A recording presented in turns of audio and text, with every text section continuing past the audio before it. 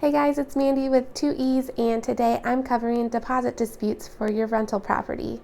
And if you are currently dealing with that, or you're someone that would like some more information about what deposit disputes might look like for you in the future with a tenant, then this episode is for you. So make sure you stay tuned.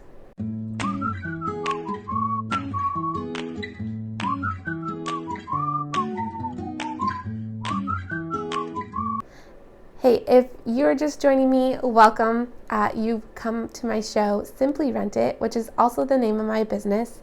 And I am your professional licensed rental consultant who has a deep passion for helping landlord investors save time, gain knowledge, and reduce risk without having to spend a ton of money hiring a full-time property manager. On the show, you learn all the tips and tricks you need for your investment property journey. And today, like I said, we're covering the deposit disputes. It's kind of a mouthful. But we are we are a month out, a little over a month out. And you may be somebody that is currently experiencing a deposit dispute with your past tenant that has moved out, especially if you were on the August to July schedule here in Ames, Iowa. So what is a deposit dispute? A deposit dispute is when you as a landlord conduct your checkout and decide to hold some money for a reason. Say the tenant damaged your property. There's a hole in the wall from them moving out. Their couch slid down the stairs and put a big old hole there, and so you had to repair it after they moved out. And so then you took that money from deposit, and they got their deposit back and were unhappy that they didn't receive the full amount, and so now they are trying to argue or dispute that with you, and that is what I like to call a deposit dispute. And it's important for you to know the landlord laws with the Iowa Tenant Landlord Code.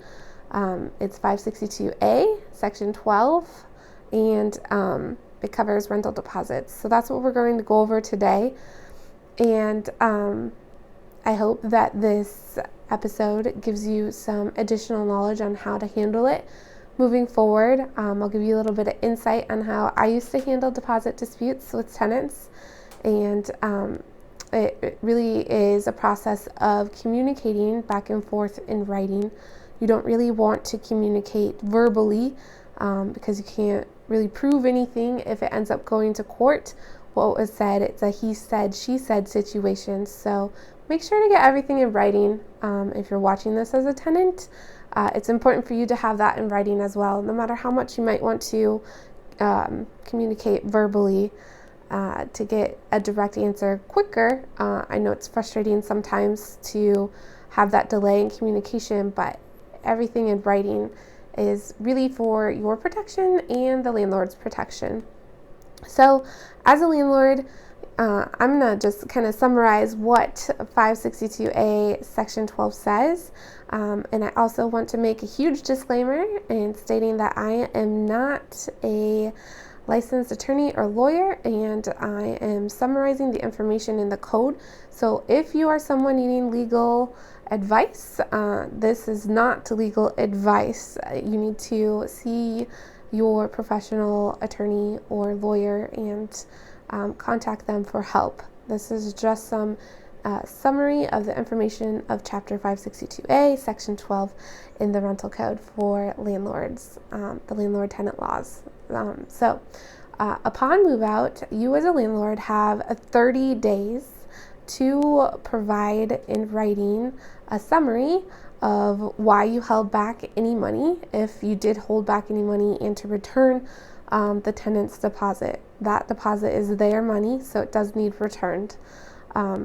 You are required to show on your summary what you are define on your summary what you are withholding money for. So as mentioned previously, say a tenant was moving out and they lost control of their sofa and it fell down the stairs and made a big hole and you had to repair it. Then on your summary, you would need to provide them a check minus the amount it costs to repair that damage that happened upon move out.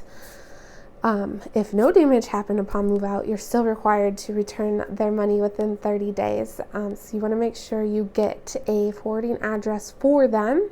And if you don't have one, I always like to just send them out through the mail, addressed to the address that they were renting through with you.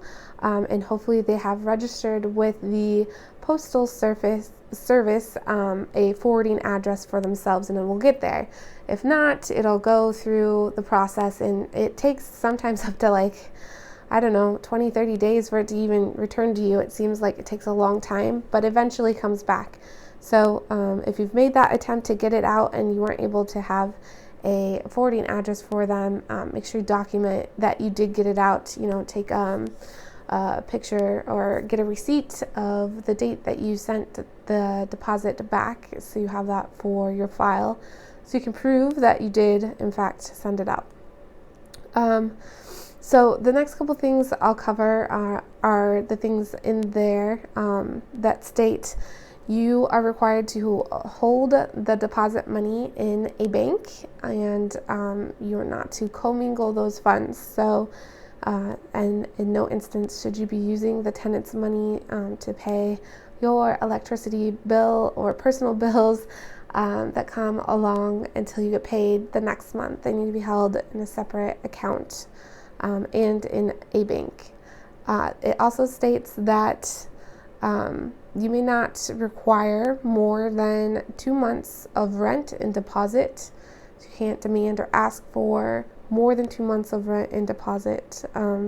Typically, as a landlord, most people require a deposit to secure the property that's equal to 1 month's rent. So there are 3 specified reasons in Chapter 562A, Section 12, that specify what you can withhold funds for.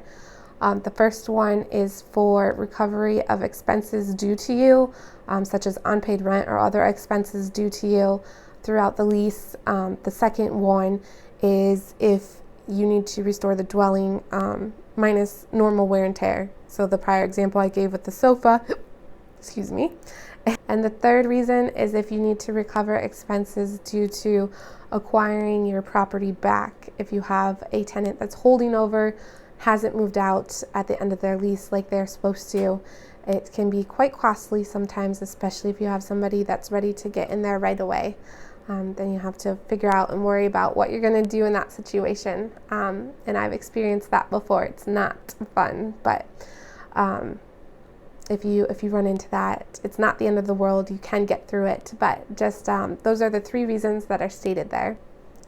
So if you're a landlord and you fail to respond to your tenant with either a written response or the deposit back within 30 days, then you forfeit your right to withhold any portion of that deposit according to 562A, Chapter 12, under the deposits section.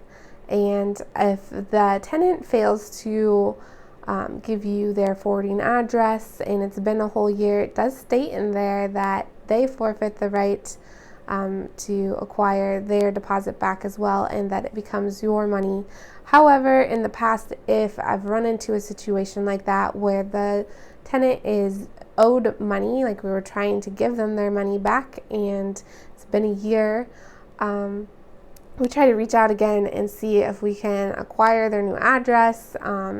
And if that's not the case, then there is a place within the government that money goes that's held for people. I can't think of what it is off the top of my head, but it goes there, and then they're able to claim it at a later time if they come across it. So I think in good faith, that money belongs to the tenant and should stay that way. So the last thing that it says in this chapter is that if and this isn't the last thing, but the last thing I'm going to cover in the summary is that if you withhold money in bad faith and you end up going to court, you can end up having to pay the whole portion of their deposit back, plus attorney fees and any other fees that they determine. So I think that whole portion of their deposit plus another month's, up to that 2 months, that could happen to you potentially. And again, I am not a licensed attorney or lawyer, so if you are looking for legal advice, this is not it. You need to actually reach out to a licensed attorney or lawyer for that information. So I just wanted to do a quick video covering what deposit disputes look like in Iowa and what the landlord-tenant law in 562A says. So thank you so much for watching. I hope you gained some knowledge. If you enjoyed this video, please give it a thumbs up and hit that subscribe button as I post new videos every Friday, and I will see you again next week. Until then, have a great week. Bye-bye.